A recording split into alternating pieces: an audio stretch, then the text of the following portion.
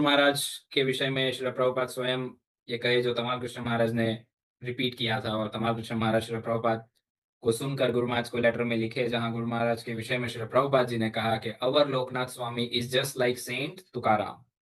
श्रील प्रभुपाद जी ने कहा हमारे जो लोकनाथ स्वामी है वो बिल्कुल तुकाराम महाराज जैसे, जो महाराष्ट्र के एक बहुत ही भगवान के शुद्ध भक्त हुए। देखिए, Tukaram Maharaj is not just another devotee, कोई साधारण भक्त नहीं है वो भगवान के।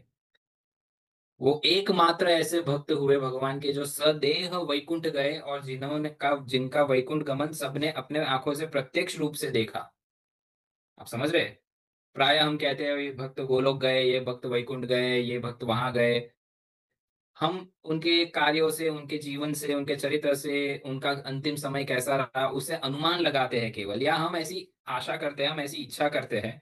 लेकिन तुकाराम महाराज एक ऐसे भक्त रहे भगवान के जो सदेह, सदेह यानी जैसे मैं और आप अभी बात कर रहे हैं, हम दोनों हम एक दूसरे के आमने सामने हैं। इस तरह से तुकाराम महाराज रामकृष्ण हरि नाम का कीर्तन कर रहे थे, और सभी के सामने वैकुंठ से विमान आया। और गुरु महाराज कहते हैं उसमें एयर होस्ट थे, एयर होस्टेस नहीं थी, वही विष्णुदूत थे। उन्होंने तुकाराम महाराज को आमंत्रित किया, तुकाराम महाराज बैठे विमान में, और वहां बैठ के भी तुकाराम महाराज ने अपनी अंतिम अभंग गाई, अमी जातो हमसा गावा, हमसा राम राम ग्यावा। तो you imagine what level of devotion Tukaram Maharaj का हुआ होगा कि सदेह वैकुंठ गमन, ये अपने आप में एक असाधारण बात है, अपने आप में एक अचीवमेंट है।